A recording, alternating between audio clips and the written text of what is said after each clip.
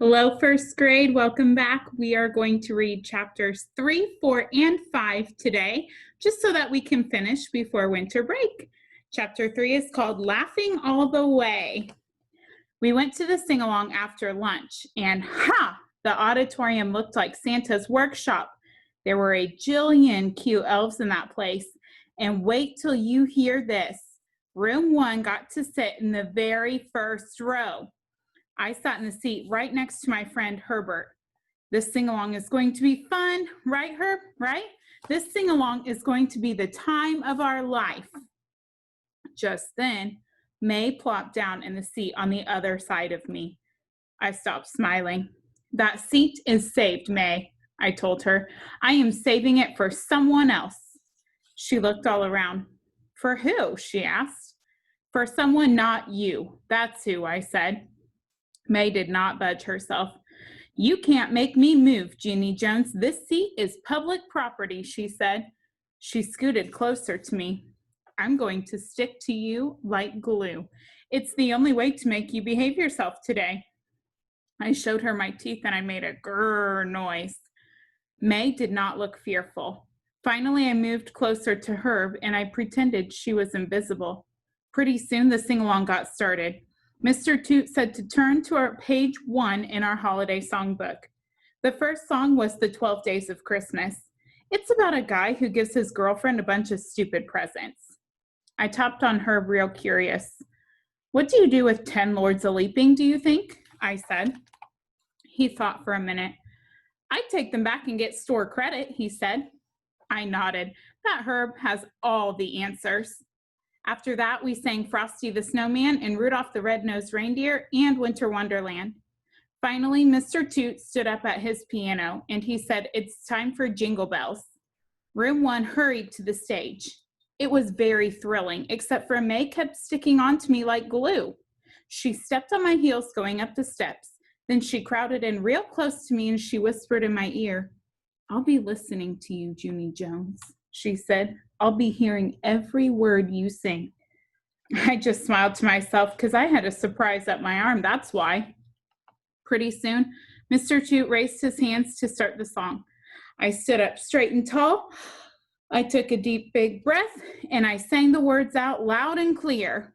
Dashing through the snow in a one-horse open sleigh, o'er the fields we go, laughing all the way, ha, ha, ha. Bells on bobtail ring, making spirits bright. What fun it is to ride and sing a sleighing song tonight. My eyes glanced over to May.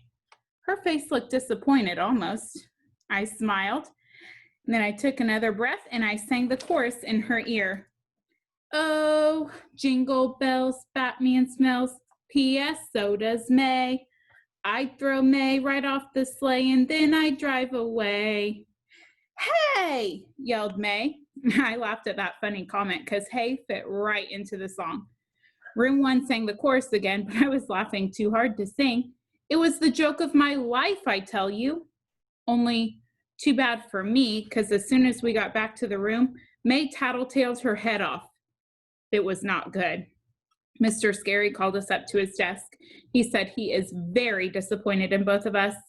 Only unfortunately, there is not enough time left to send us to the office. I started to relax a teensy bit. Only just then the bad news came. Because what do you know? Mr. Scary said there was exactly enough time for him to write a note to our parents. Chapter 4, Going Last. Wednesday. Dear First Grade Journal, Mother and Daddy were not good sports about the note. They said it is not funny to throw someone off a sleigh. That made me laugh all over again. I got sent to my room for a timeout. Grown-ups do not understand humor. From Junie B, first grader. I put down my pencil and glared my eyes at May's head. She did not look up from her journal. I know you're staring at me, Junie Jones, but I don't care that we got notes sent home, she said. My mother was proud of me, in fact. She said that you deserved to get tattled on. I glared harder. Sometimes if you glare hard enough, you can melt people's heads. I saw that on a movie commercial once. It was PG-13, I believe. I kept squinting and glaring, but May's head did not melt. So finally, I rested my eyes. I will try to melt her again at lunch. Just then, Mr. Scary stood up at his desk and he said to put our journals away.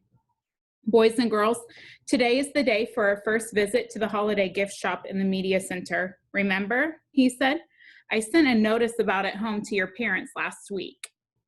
He smiled. Today we'll just be looking at the gifts, and then on Friday, we'll go back with our money and buy the things we want. I waved my hand all around. Guess what, Mr. Scary? Guess what?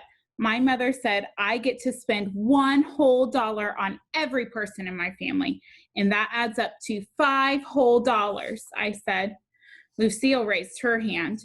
I can spend all the money in the world, she said. I'm rich. She stood up and fluffed herself. My family has more money than you can shake a stick at.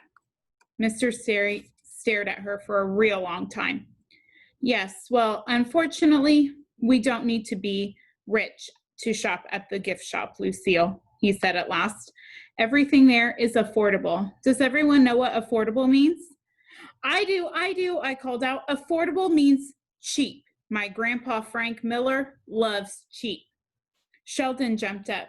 Hey, my grandpa loves cheap too. My grandma calls him cheap old Ned. Mr. Scary did a chuckle. Before we go to the gift shop, we're going to draw names for our Secret Santa gift party. That way you'll be able to look for your Secret Santa gifts while you're down there too, he said. We've been talking about this party all week. Can anyone tell me the most important rule about being a Secret Santa? Room 1 shouted the rule together. You must keep the secret. Mr. Scary did a thumbs up. Yes, excellent. After you pick your name today, you must keep the name a secret, he said. If you don't keep the secret, then you're not really a Secret Santa, are you? After that, he carried around a basket with everyone's names in it, and all of the children closed their eyes and they picked a name. Only too bad for me, because I am in the very last seat of the very last row. And so when Mr. Scary finally got to me, there was only one dumb name left in the whole entire basket. And here is the dumbest part of all. My teacher pretended I should be happy about it. Congratulations, Junie B. Jones, he said. You have the honor of choosing the final name. I drummed my fingers, very annoyed. Okay, see, one name left is not actually choosing, I said. One name left is called take it or leave it. I crossed my mad arms. I hate being in this seat, Mr. Scary. I hate it, I hate it. I get all the bad stuff back here. Even on the very first day of school, I got the only crowns that were already used. Mr. Scary looked up at the ceiling. Yes, Junie B, I know that. We all know that. You mention it every time we color. I looked at some of my friends. Did I mention that my red crayon wasn't even pointy? Because it wasn't, you know. My red crown was already roundy, said Lenny. Yes, you told us already. I drummed my fingers some more. Did I mention that my greenie was broken in half? I asked. My greenie was just a teensy little stubby, said Jose. See, you told us that already too. Mr. Scary handed me the last name. Look, right now, someone in this room is counting on you to be their Secret Santa, Junie B, he said. So you really need to read that name now. I did a sigh, then I slid down in my chair real glum, and I read the name. May. Chapter 5, Elf Ladies. My head clunked down on my desk real hard. Mr. Scary read the name on my paper. I raised up and looked at him, then I clunked back down again. Mr. Scary said to please knock off the clunking. He took my hand and stood me up. Boys and girls, Junie B needs a little bit of help reading the name, he said. We'll be right back. Then quick as a wink, he hurried me into the hall and he closed the door. I crossed my mad arms at him. It's not fair, Mr. Scary. I hate that dumb name. I hate it, I said. My teacher snapped his fingers. You know I don't allow that word in my classroom, Junie B, he said. We do not hate in room 1. I looked all around myself, but I'm not hating in room 1. I'm hating in the hall. Mr. Scary looked at me. We don't hate in the hall either, he said. I raised my eyebrows real curious. Really? No kidding. A lot of children will be surprised to hear that. Mr. Scary bent down next to me. Look, I know that you and May aren't the best of friends, but this is the time of peace and goodwill, remember? And being a secret Santa to someone you don't like is the truest form of goodwill there is. I stared at him. How do teachers come up with this stuff? Really, Junie B, he said. If you do something nice for May, you'll feel so proud inside. It will feel like a gift that you've given yourself. I kept staring. Maybe they pick it up at teacher school. After that, he ruffled my hair and he walked me back inside. Pretty soon, all of the children lined up at the door and we followed Mr. Scary to the gift shop. The media center is down the hall and around the corner. There was a gift shop lady in a elf hat. Welcome, room 1, she said. Welcome to our holiday gift shop. She smiled at us with big white teeth. I am the president of the PTO, she said. My name is Mrs. Hooks, but just for today, you can call me Elf Ellen. She looked all around. Some of you might know my son, Jeff. Jeff is a big 3rd grader. Roger raised his hand in the air. I know Jeff Hooks, he said. Jeff Hooks stole my milk money last year. Elf Ellen stood there very frozen, then she quick pointed across the room.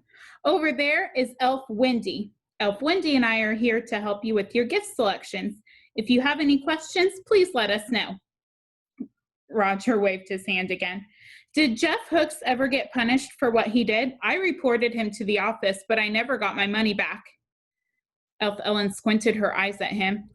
I meant questions about the gift shop, she said. After that, she passed out lists with the gift items on them, and she told us about the prices. Children, as you can see, each of our 5 gift tables has a number on it, she said. The number on the table matches the price of all the gifts on that particular table. She pointed. For example, all of the gifts on table 1 sell for $1, all of the gifts on table 2 sell for $2, and the gifts on table 3 sell for $3, and so on. Does everyone understand? Sheldon raised his hand. What about the gifts on table 4? How much do they go for? Elf Ellen sucked in her cheeks. Table 4 has a 4 on it, doesn't it? 4 means 4. They sell for $4. Sheldon nodded, very thoughtful. I see, he said. And table 5? Elf Ellen looked at Mr. Scary. Is he pulling my leg? Mr. Scary grinned, and Sheldon grinned too. Roger called out another question. Where's table 35 cents? That's how much Jeff Hooks still owes me. Is there a table 35 cents? Elf Ellen glared her eyes at Roger, then she quick reached into her pocket, and she gave him 35 cents. There, she said, are you satisfied? After that, she took off her elf hat, and she put it on the counter, and she said she is going on break. Roger smiled. Mr. Scary smiled too.